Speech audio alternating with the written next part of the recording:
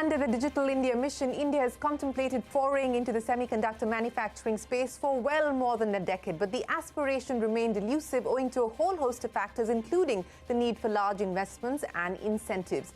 Things seem to be finally coming together. The ongoing global semiconductor shortage has compelled countries to think about diversifying their supply chain and reducing dependence on a single supplier.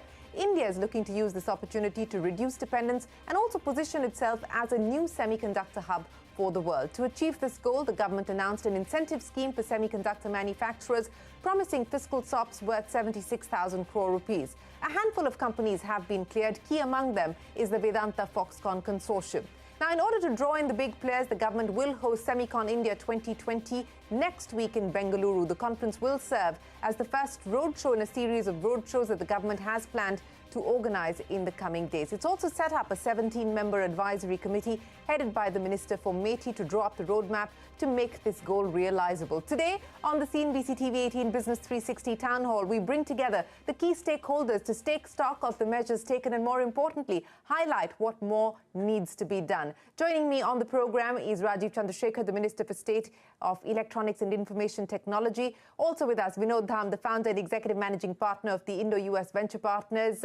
Of course, popularly called the father of the Pentium chip, Ajit Manocha, President and CEO of Semiconductor Equipment and Materials International, and Rajiv Kushu, Chairman of India Electronics and Semiconductor Association. Also with us, Satya Gupta, the CEO of Epic Foundation and advisor to the India Electronics and Semiconductor Association. Gentlemen, appreciate you joining us here on CNBC TV18. Mr. Chandrasekhar, let me start by asking you, a couple of days ago, you invoked the spirit of Amitabh Bachchan when you were in conversation with my colleague Ashmit Kumar, and you said, "Hamare paas market hai, consumers hai." But is that enough? And I want to start by talking to you about exactly that. We have toyed with the idea of pouring into semiconductors for well over a decade now. We've now put a policy in place. We've put incentives on the table. Is this going to be enough?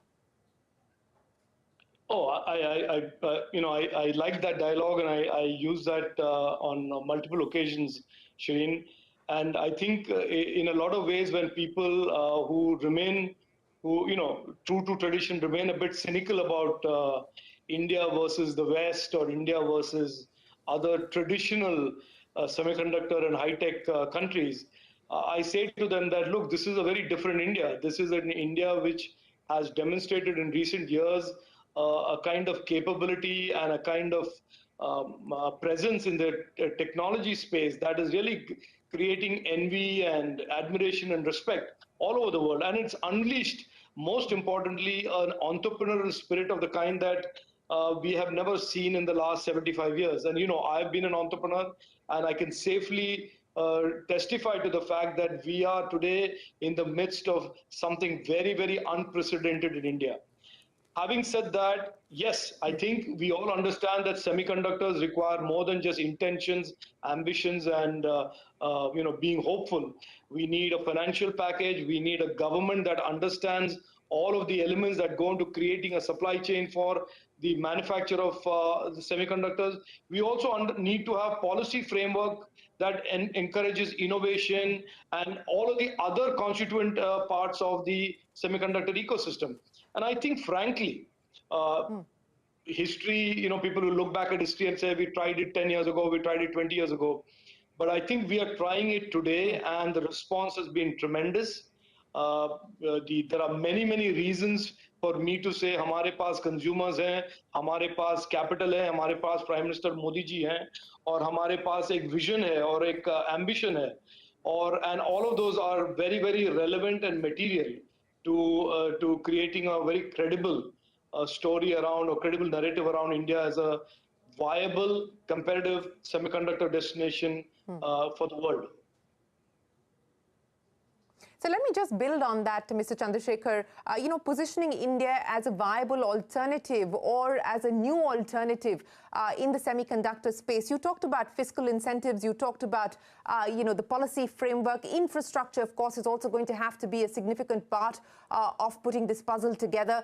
State governments will need to work in tandem with the central government, and I understand that measures are already have been taken to ensure that that happens seamlessly as well.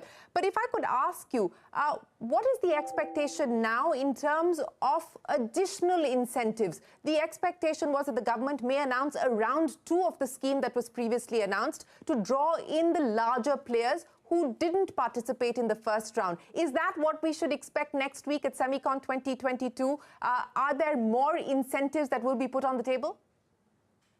No, look, I think this is, to talk about incentives is really making this conversation about India as a semiconductor destination single-dimensional or unidimensional.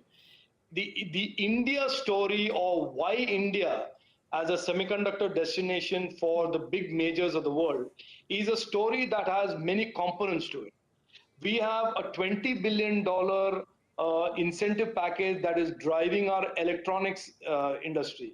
And as you heard the Prime Minister say recently in the World Economic Forum, India is making a serious effort to increase and grab market share in the global value chains for electronics as the post-COVID changes and shifts in the global value chains are occurring today. And you know the backstory to that, I don't need to tell you that, but it is clear in our mind that over the next 3-4 years, India is going to grow from $70 billion of electronics to over $350 billion of electronics manufacture, with about 120 billion of that to be exported. We will be a significant player in the electronics GVCs. That is a very important aspect of the justification for setting up semiconductor capacity in India. That in addition to the geopolitical, the China proximal story, the $10 billion of financial packages, India is also going to be one of the largest consumers of semiconductors in this part of the world, ex-China. We are going to import, or we are going to consume $80 billion of semiconductors by 2025, 2026. The digitization of our economy is today at an inflection point, and we are accelerating it. Automotive, mobility, 5G, 6G, all of these areas are going to create further downstream demand for digital products and therefore semiconductors. So the story for India is a very multi-dimensioned, multifaceted argument for a semiconductor investment. Shireen, I wanted to make sure that you understood that, because this is not about competing with one country which has got $3 billion or $10 billion or $20 billion. We are a market. We are a technology innovation ecosystem for the semiconductor space. We are rapidly digitizing, and we have geopolitical and trust aspects that give us the tailwind to be a player in the GVCs for electronics and semiconductors. Well, you've articulated the business case for why people should consider India as an alternative, Mr. Chandrasekhar. But before I get the others in, obviously there has been several rounds of conversations that have currently been underway. You've got feedback from various associations. You've got feedback from manufacturers themselves. If I could just put to you what John Newfer of the Semiconductor International Association had to say, and he's also met with the finance minister in the US on her current visit. For instance, things like tariffs. He says for the semiconductor business, borderless experience is what manufacturers will look for. So things like tariffs will also need to be addressed. So I just want to understand, in terms of the way forward, what more we can expect in terms of measures to be taken. Look, I think anybody who today is investing in the semiconductor space in India can look forward to absolutely clearly, it's obvious, additional incentives from the states that attract their investment. So there will be one more round of incentives that will come from the states, clearly.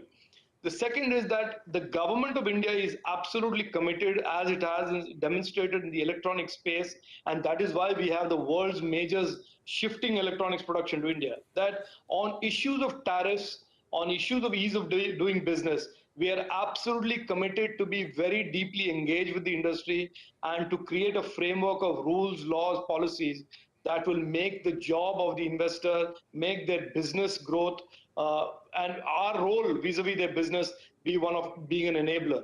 So I have absolutely no doubt in my mind that what John said, and John met me when he visited Bengaluru, that we are absolutely clear the execution risks, the tariff and other types of concerns that people have are not an issue that investors are concerned about at this stage, or indeed they have given confidence by the fact that the government will handhold them and will be engaged with them very, very closely in addressing any of these issues.